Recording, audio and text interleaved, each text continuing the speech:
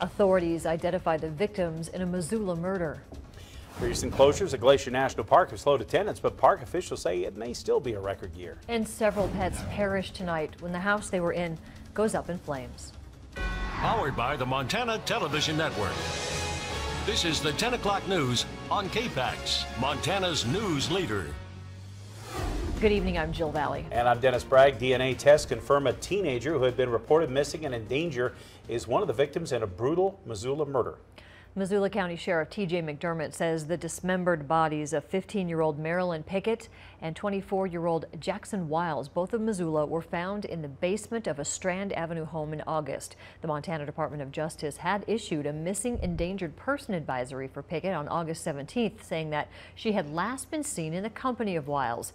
Well, their bodies have been placed in plastic tubs filled with chemicals, with an initial investigation indicating Pickett and Wiles were stabbed to death. Their bodies were found on August 17th when police arrived at this home with a search warrant connected with a reported home invasion burglary stabbing that happened in late July. The two suspects, identified as 23-year-old Tiffany Pierce and 26-year-old Augusta Standing Rock, were taken into custody in connection with these two murders. Montana Highway Patrol troopers suspect drugs were a factor in a crash which killed two Kalispell women. The head-on accident happened near the Glacier Park International Airport just before noon Sunday. Flathead County Sheriff Chuck Curry says 32-year-old Holly Richards of Bozeman and 40-year-old Linda Contreras of Riverside, California died in the crash. Montana Highway Patrol says Richard was driving northbound when Contreras was driving southbound on the highway when Richards crossed the southbound lane, colliding with the second car. Both women were pronounced dead at the scene. 133 people have now died on Montana roads this year. New tonight, 4 dogs, along with a few other pets, died after they were caught in a house fire tonight, according to Jeff Brandt with the Missoula Fire Department. Our primary search of the structure, there were no people found. For primary, secondary search of the structures, there were 4 dogs total that we've pulled out so far, and then some other animals that didn't make it. Just after 6 p.m., the Missoula Fire Department responded to this house fire at the 2300 block of Gilbert Avenue. Brandt said the first responders immediately put the fire out and continued to knock out ceilings and walls to search for secondary fires. There was extensive smoke and fire damage throughout the front part of the home, but crews still tried to save some of the home's valuables. Brandt says the cause of the fire is unknown. They are still investigating. Fire might have shut down the west side of Glacier National Park, but the latest visitation numbers show there's still a chance the park could at least match last year's record visits. Glacier was clearly on a record pace the first half of the year, well on its way to breaking last year's 2.9 million visitor mark. A record-breaking 1 million people visited the park in July alone. That was a 23% increase, was the all-time monthly record. However, the Sprague fire, which was started by lightning August 10th, has since forced the closure of the Lake McDonald Valley and the west side of the Going to the Sun Road. That's bound to impact numbers, although visitors can still reach Logan Pass from the east and other parts of the park remain open.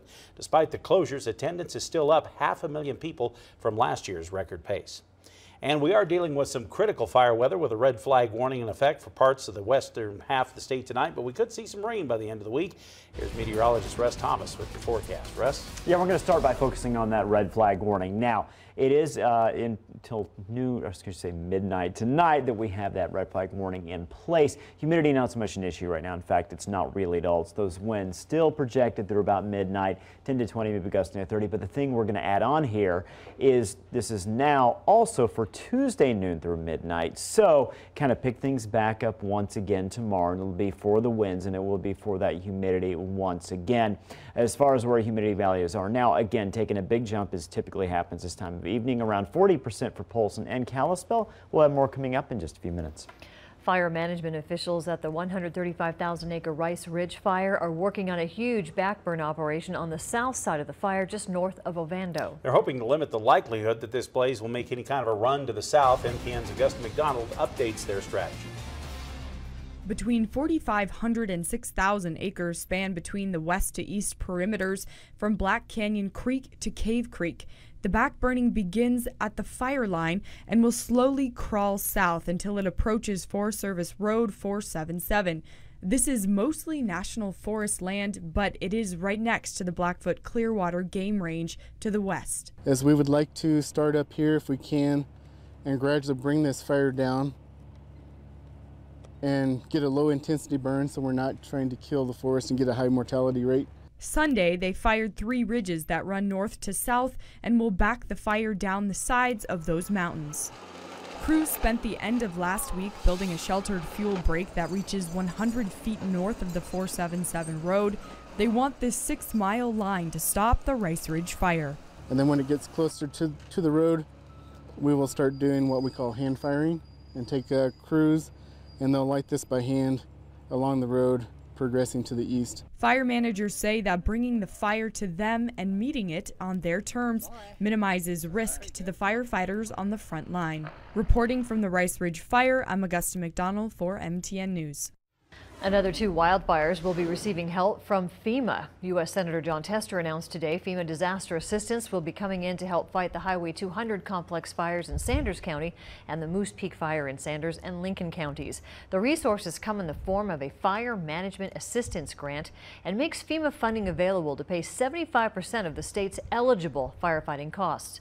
Senator Tester announced yesterday that the Alice Creek fire near Lincoln, the Rice Ridge near Seeley Lake, and the West Fork fire near Libby would also receive help from FEMA. Federal money has also been allocated for the Lolo Peak fire. That happened late last month.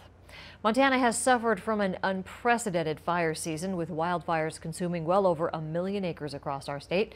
KPAX, the Montana Television Network, and the Montana Community Foundation want to help. We have partnered to create the Montana Wildfire Relief Fund.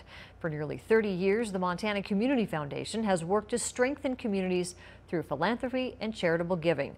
Through our partnership, all donations will go directly to help the communities and the firefighters affected by these wildfires. Everything matters. You know, every gift matters, and every gift, 100% of your gift is going to go directly to this cause. You know, there have been some incredible partners who've stepped up. Montana Television Network, for example, that is really making this a priority, and we have several others as well that have said, you know, this is important to us. And at the Community Foundation, it's important to us too. You know, we're your neighbors. We live here. We've been breathing the same smoke that you have. To donate, you can go to kpax.com/wildfire fund. You can make your contribution online, or you can get information on how to mail it in. Our MTN stations will match the first $50,000 in donations. So please take advantage of this opportunity to make a difference for our neighbors across the state. In other news tonight, a big day for the Willard Alternative High School, and lots of changes coming. School and design officials as well as students turned dirt on the new building project there for the first time. Administrators say the $5 million project will bring education of the school into the 21st century. New science labs and makers spaces will make new opportunities to learn available to students. Students say they appreciate how the upgrades will also reflect things that make this alternative school unique. They've been giving input into the new school's design.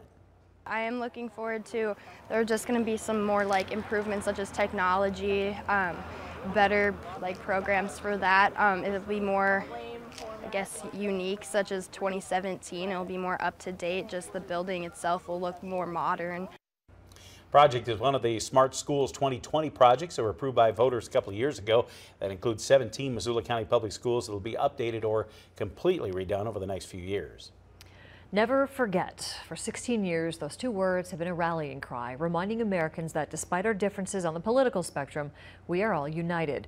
For some, that remembrance can focus on the wrong thing, though: fear, pain, and hatred. MTN's Eric Clemens spoke with a Missoula veteran about his path to forgetting that hate and remembering what makes us Americans.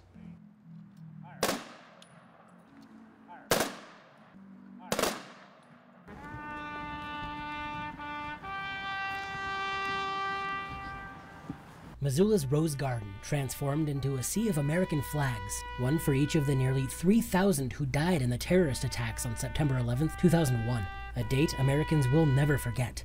Never forget. That's the code under which the United States has operated ever since the attacks. But what do we remember? Do we remember our fear as a nation?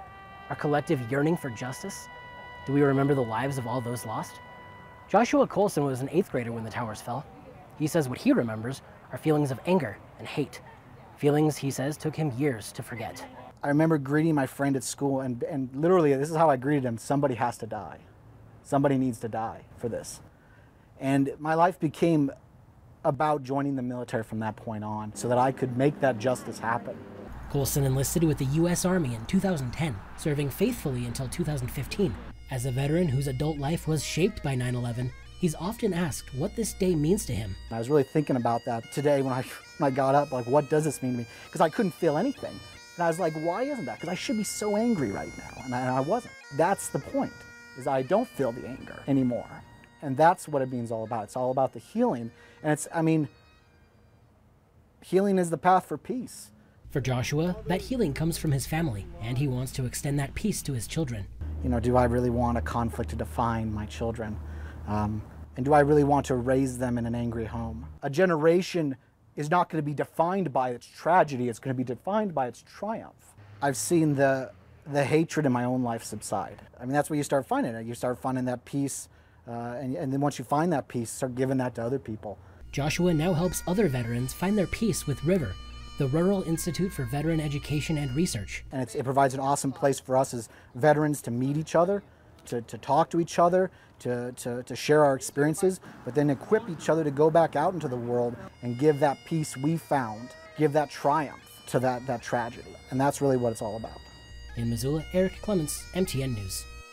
River is planning to expand their facilities in the future to help even more veterans find peace.